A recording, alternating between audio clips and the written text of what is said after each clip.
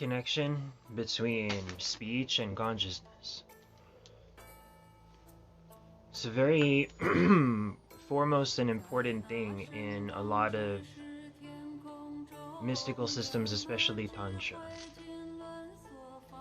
Speech, enlightened speech, empowered speech, is what all of the spiritual texts of the worlds are made out of.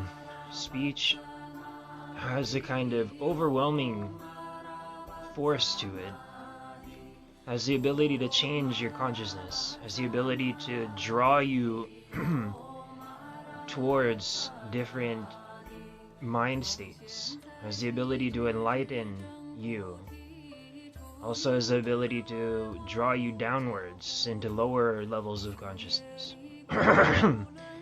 Sometimes when I'm talking to somebody, somebody who's not like one of my friends, who's also as focused and hell-bent on trying to understand abstract terminology and especially metaphysical terminology, someone that I can have an open conversation with and not really have to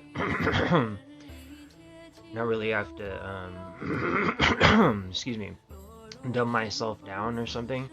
I notice with a lot of people, there's a limit with which I can talk to them at, and that limit really has to do with speech, has to do with words, has to do with their time that they've spent cultivating the connection between consciousness and energy by focusing on certain words.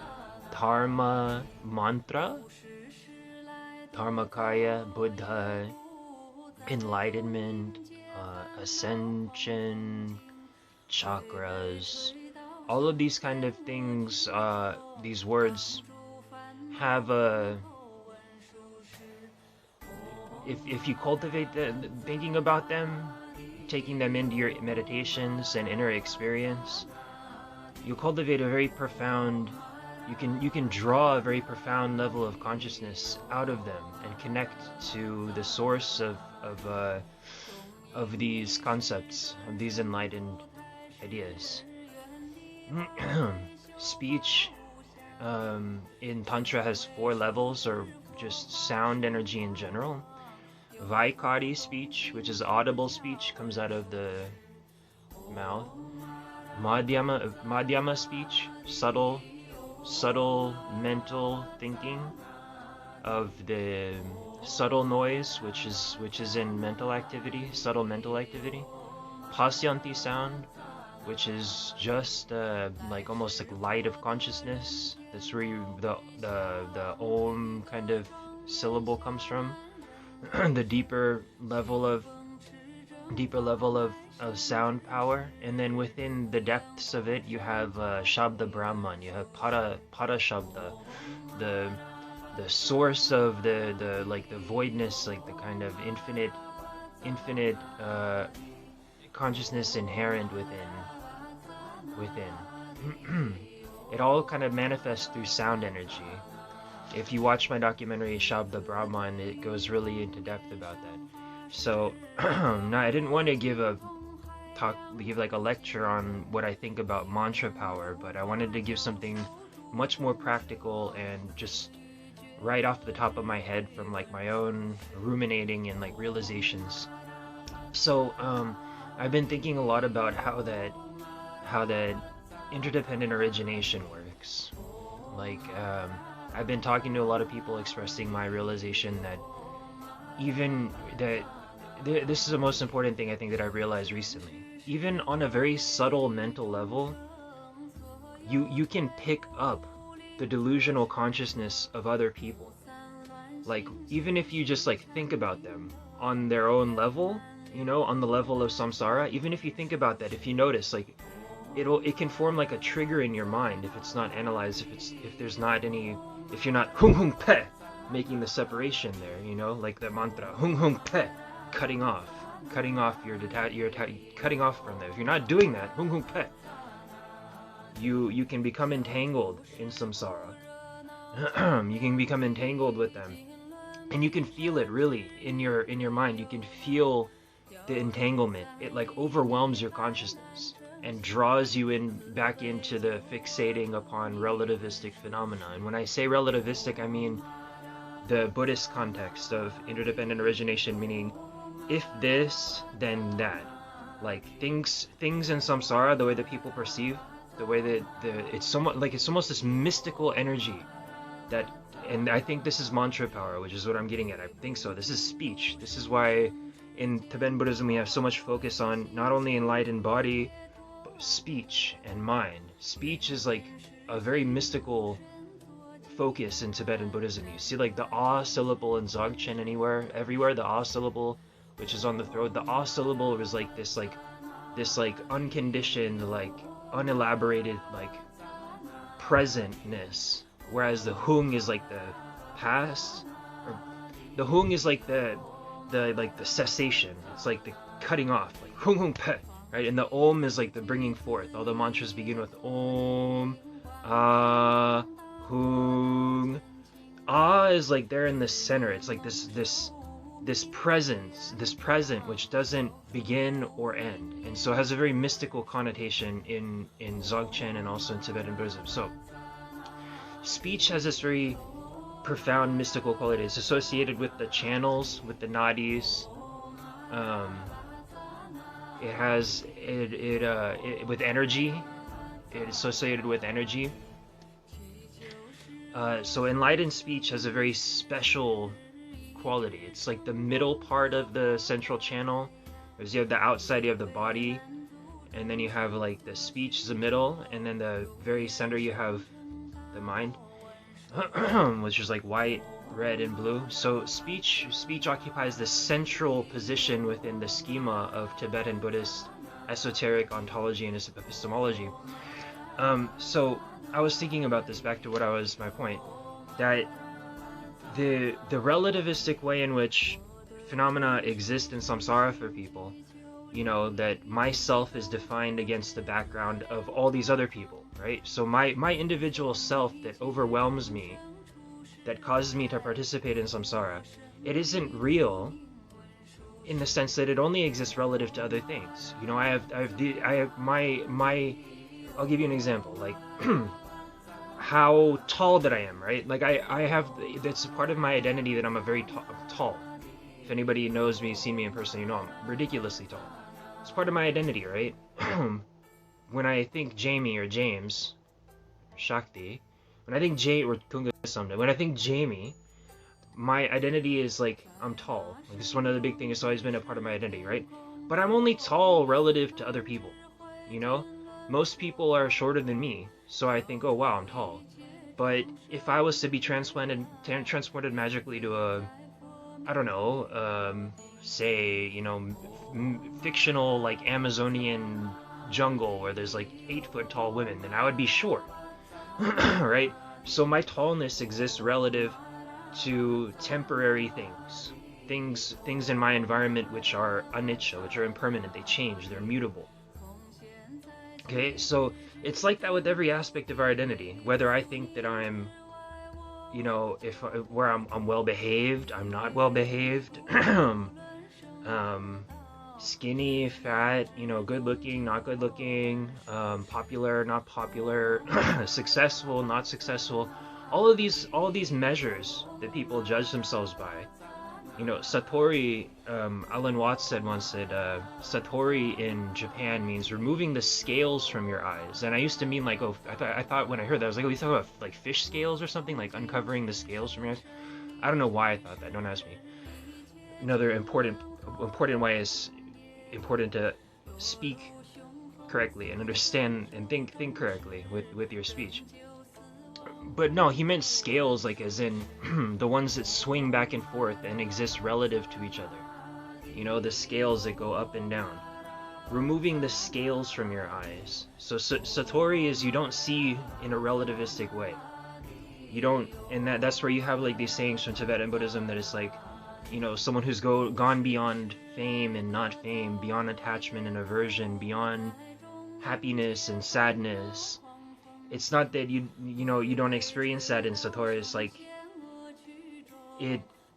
it's outside, you know, like it's like you're inside of a house or something that's very stable and secure and immovable, and you hear like the vibrations are like coming off the house, like whoa whoa whoa whoa whoa. You feel the sound energy, you feel the impressions of the relativistic phenomena, but it doesn't penetrate the house. Just like someone having a party outside or something, like you hear the party happening outside and it's like mildly annoying, but you don't feel the relativistic phenomena. Anyway, back to the point. So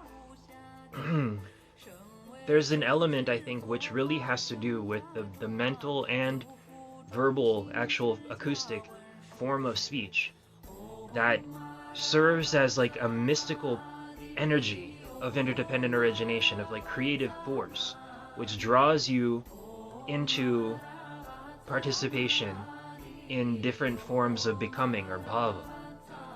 Like humans are a form of bhava, devas are a form of bhava, asuras are a form of bhava, hell is a form of bhava, ghosts a form of bhava, animals a form of bhava, form of becoming. So these dimensions of even on human, in the human world, you know, we have so many different types of becoming in the human world, different types of little circles within circles and within circles. But speech, speech, and even the subtle speech, the madhyama shabda, the subtle sound of thought, it has a mystical energy of interdependence when it arises in relation to these relativistic phenomena. If it's not cut off, hung hung pe, the wrathful mantra, it's not cut off, and if you don't cultivate, if you don't cultivate enlightened consciousness with divine speech, divine quality, with mantras where you petition the entanglement with a deity, like above me, Tara Om Dare Tu Re So. You cultivate a relationship of divine mantras, you cultivate enlightened speech, and then you can create a participation on the level of enlightened speech, and then that becomes enlightened form and enlightened mind also. They all connect together. It becomes enlightened consciousness and enlightened expression in the form of the channels and the emanation body of a Buddha. So this energy that you constantly cultivate with other people, speech, it's very important to keep hung hung pet, to keep a separation between, to cut off hung hung pet, cut off the that entanglement, that quantum entangled mystical force of consciousness and creation, which will draw you in to samsara. That's what I wanted to say. Guard your speech. And it doesn't, you know, when I'm with people, I find myself speaking less and less if I don't have really anything to add, you know. If someone's, I'm a really good listener, you know. I think you should do that with people, and always cultivate, you know, compassion for them, and always be, again, something I always say, and I think I'm going to say even more and more and more, externalize your realization, externalize your inner reality with other people, and see that in other people and help them, and cultivate compassion for them like that. But when I am with, like, talking to other people, I don't turn off, but it's like that. It's like I'm in the house, you know, and you know, I feel the mantra power of their speech. It's like outside.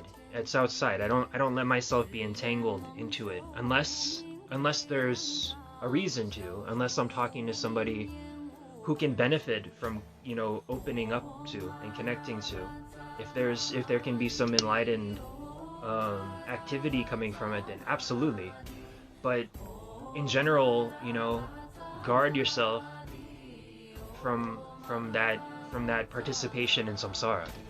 And it doesn't have to do with, you know, ignoring people. Just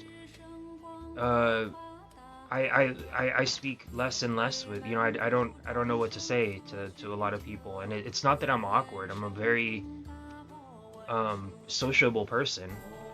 It's just when I'm put in those kind of situations, it's like It's, you just hear the sound of people knocking their head against the wall, whether it's with their afflictive emotions or just, you know, their obsession with stupid shit that doesn't matter. More and more, as you're bombarded with the mantra power of these chaos demons from Kali Yuga, you need to be inside of your house of samadhi or house of satori and blocking it out. Hum hum pe, hum hum pe. Cultivate wrathful mantras and cut that off, cut that off, cut it off. And cultivate your internal relationship to the peaceful deities. Om Dare Tutare Ture Soa, Om Dare Tutare Ture Soa, Om Dare Tutare Ture Soa. Is this filter tripping you guys out? So,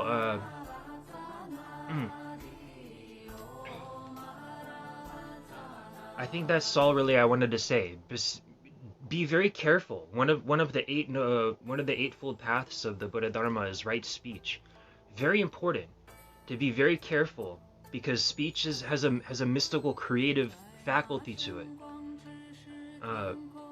All of the world religions say the same thing. You know, that creation happens through speech. All of them. Especially more so Mantrayana, which is mantra vehicle tantra, is all about enlightened speech. Be very careful, and also remember that speech is also thought. Language is built in your brain. When you see the pictures of Kali or Shiva or Vajrayogini, and she has the 50 skulls around her necklace, those represent the Sanskrit alphabet. So, you know, back in the time, Sanskrit was like the scholarly language, like the Latin, or like the official prose language. So each of those skulls represented a matrika, represented a garland of internal, subtle language, cultivating as the creative energy of speech and thought and intellect. It's very, very important to don't just ignore people. Don't try to shut it out. Cutting off Hungungpe is not shutting out. It's using incisive, enlightened realization to overcome, to overpower, to subjugate that wrathful, subjugative activity. You subjugate, you overpower it. That's how Rudra, the Lord of Heaven, Maheshwara, he was overcome by Hayagriva. He was overcome by the Heruka deities with mantra power. He took their mantra. They took their mantras. Hayagriva, the wrathful Buddha from the Western Pure Land, he stole Rudra's mantra. He stole the false ego's mantra. So this whole process, the enlightened Buddhas, if you're practicing Vajrayana, they'll subjugate your own mind by stealing the mantras of your delusions, and also you externalize that outwards. Okay, so it's not about shutting yourself off and disconnecting like some kind of conceptual trip that you might go on. It's about cutting off and subjugating in your own mind, using the fierceness and the intensity of your intellect and your gnosis. So do that, and if you do that and you cultivate the wrathful mantra Hum Hum Pe, you won't be able to be affected by the relativistic phenomena, and you'll become more acutely aware, and you can disentangle yourself from samsara and then internally cultivate Om Daritu Daritu So cultivate your relationship to the enlightened participation, the enlightened field of all the Buddhas and Bodhisattvas, the enlightened deities who are manifesting all of these divine qualities to liberate beings on samsara. You can cultivate your energy to them and connect with them. Create an enlightened speech, connects not only you to them, but also other people to them and to you, you know, because they are the internal archetypal divine reality and blueprint within yourself and within other people.